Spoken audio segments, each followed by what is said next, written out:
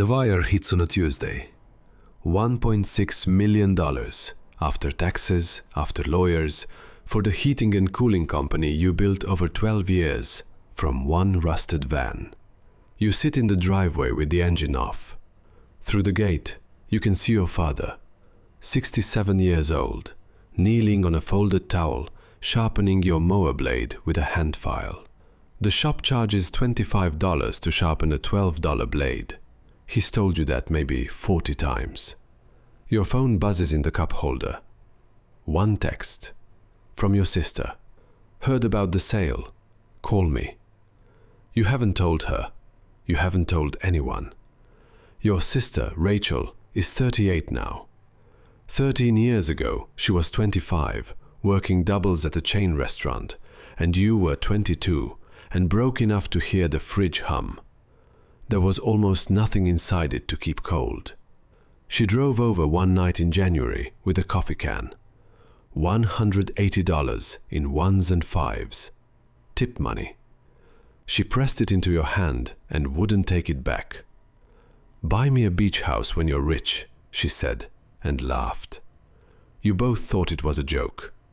Everybody's keeping score. You just don't know it yet. A year later, a van and a toolbox showed up.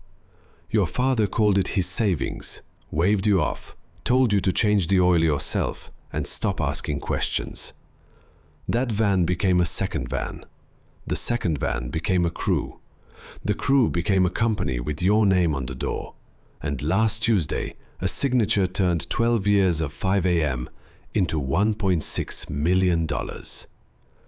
The deal was private. A lawyer, a banker, a wire.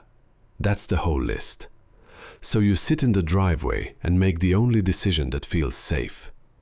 You tell no one. Not your mother, not Rachel. You put the phone face down and go hold the flashlight for your father. It doesn't matter. By Sunday, everyone knows. Sunday, 5 days after the wire. Your mother heard it from a woman whose husband knows the buyer. That's all it takes. Now it's pot roast at your parents' table, and everyone is looking at you the way you look at a lottery sign. Your cousin leans in, half joking, all the way serious. So when you're hiring, family gets first shot, right? The table laughs. You laugh too. Half the laughter at this table has a hand under it. Palm up. Rachel gets you last, by the door, grinning. "Better be nice to me. I knew you when you smelled like Freon." It has the shape of the old grin, almost the weight of it. Almost. You don't know it yet, but this is the last dinner where you're only her brother. March turns into April. You change nothing.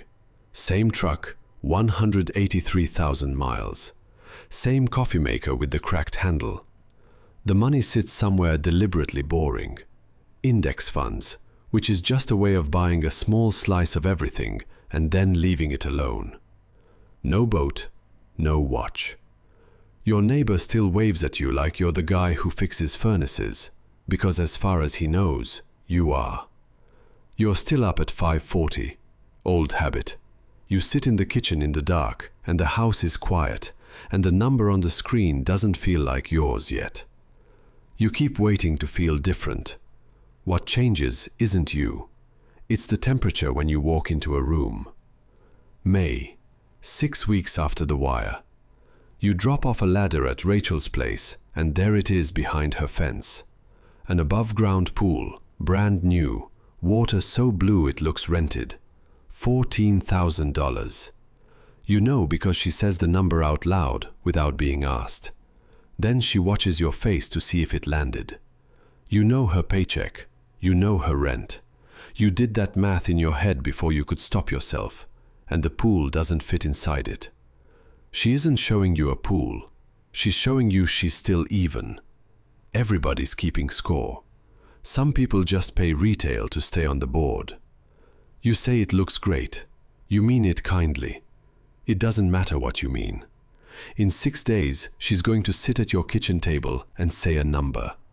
6 days later, your kitchen, 2 coffees going cold. She's nervous And the nervous almost makes you trust it, because the woman by the pool wasn't nervous about anything. Then she says it. $60,000. A sandwich franchise, a territory that's basically already sold out. Her exact words are, "It can't miss." Plans that are mostly confidence, held together with a little detail. And under the table, 13 years quietly rearranged themselves.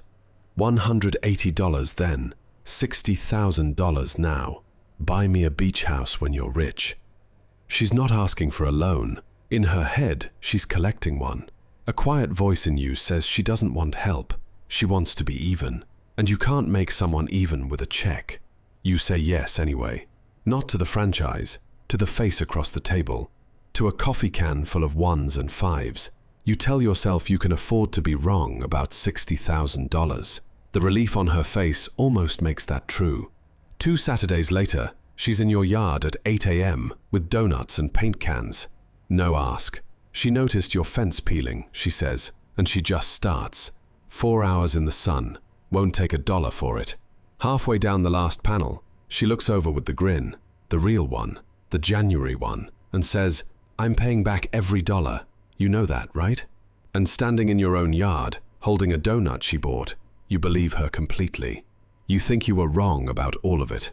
The pool, the palms up laughter, the temperature. You think the money got tested and the family held. You let your guard all the way down. You'll think about this fence again in 9 days. Not because of the paint. 9 days. That's what the franchise lasts.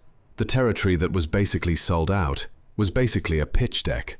All 60 is gone, and on the phone, there's no apology in her voice. There's arithmetic. The first 60 was just the entry. Pulling out now wastes it. Another $25,000, and we're protected. She says it like your money is a limb that's gone numb, like you wouldn't even feel it. You're not thinking about the $25,000. You're thinking about a Saturday, and paint, and a grin. She knew about the deal going sideways before she picked up a brush. The fence wasn't a favor, it was a receipt. So you say no, your first no. It comes out soft, almost an apology. She goes quiet, says fine, hangs up. 2 days of nothing. Then your mother calls, and her first sentence tells you exactly who got to her first. "Why are you doing this to your sister?" You start explaining the 60, the 9 days, and you hear her not listening, waiting. She's struggling, and you have so much now, as if the wire changed what you owe. To someone counting on your yes, a no isn't an answer, it's a theft. And the worst part of a false accusation is the second it takes to check. Because for 1 second, alone with the phone warm against your ear, you check. Maybe the money did do something to you. Maybe you can't see it from the inside. Everybody's keeping score. Tonight, somehow, you're behind. Late June. It spreads the way these things spread. Quietly. A text left on read for the first time in your life. An uncle who used to call you kid now calls you the bank, with a laugh that has a hook in it. None of it is big enough to point at. If you named any single piece out loud, you'd sound paranoid. Rich and paranoid. So you name nothing, and every room you walk into drops half a degree. And in the middle of it, on a Thursday, your father shows up unannounced. He doesn't need anything. He hasn't said one word about the money since March, and he doesn't start now. He drinks your coffee, tells a long, pointless story about a compressor and a ladder and a guy named Dale, laughs at his own ending, rinses the cup, sets it in the rack, and drives home. The visit means nothing to you today.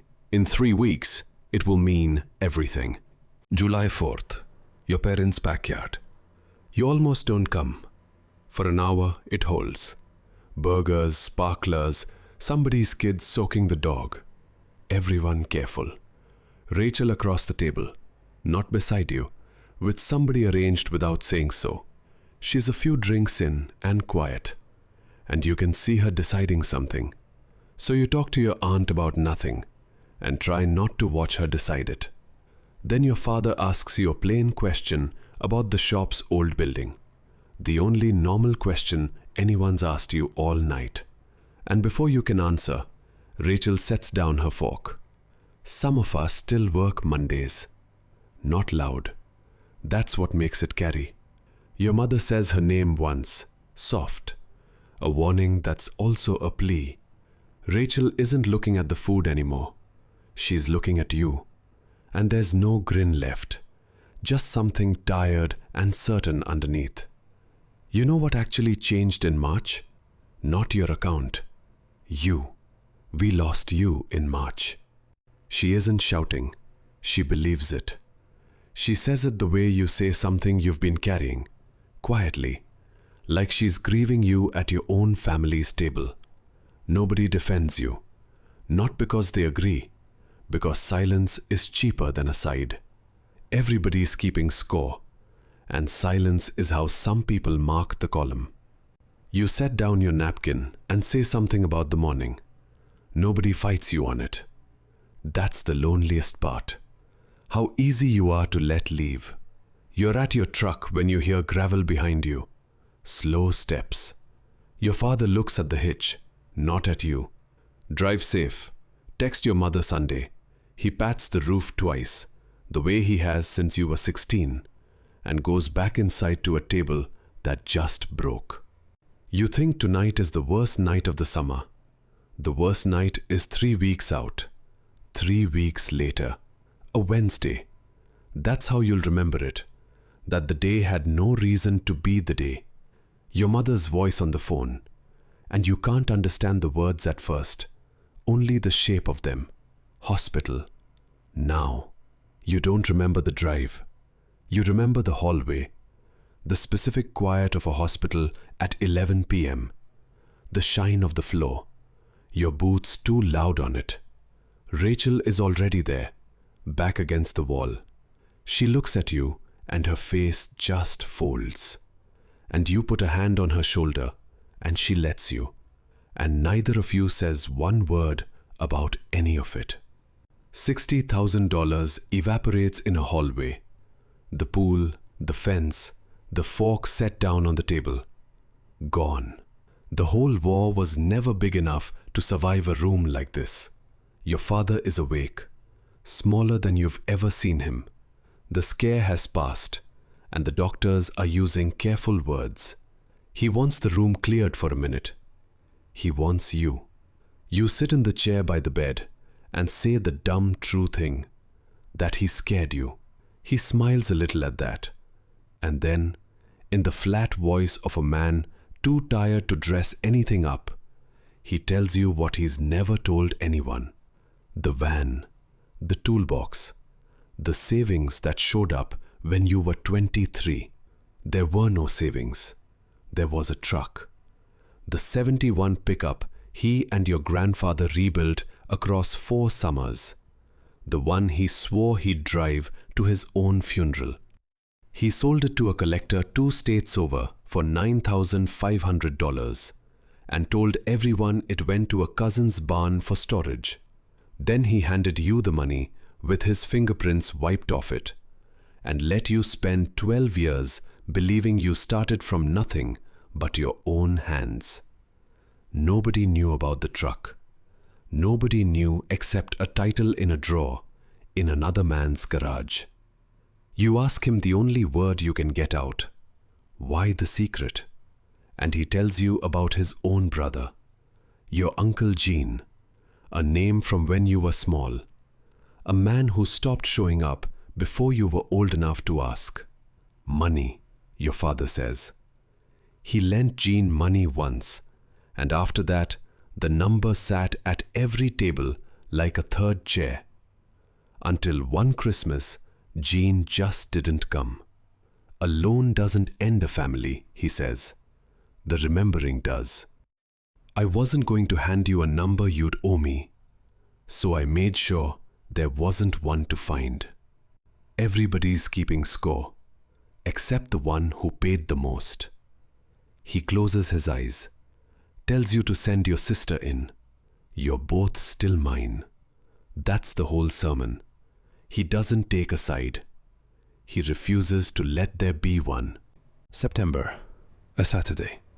He's home, slower but home, and his mower is making a sound he doesn't like, and he's about to load it up for the shop. You tell him no.